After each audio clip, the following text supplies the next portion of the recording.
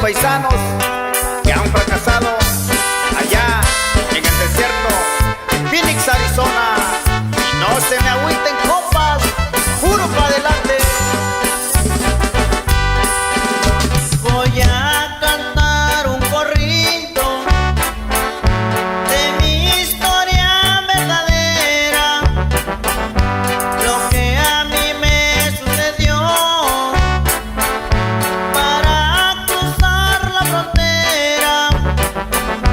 Pues yo sin imaginarlo, cuando salí de mi tierra,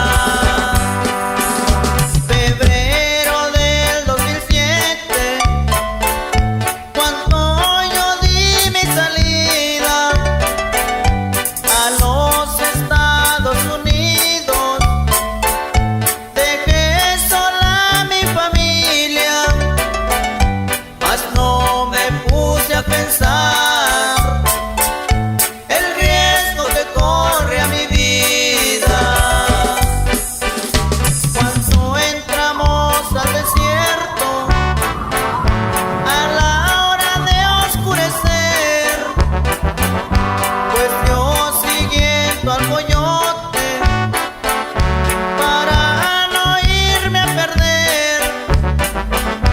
Pero después de 2 noches, oigan lo que me esperé. Un día por la mañanita,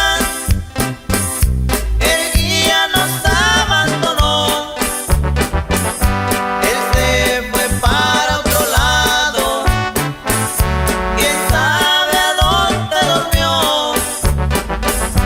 Y a la hora de caminar, el coyote no volvió.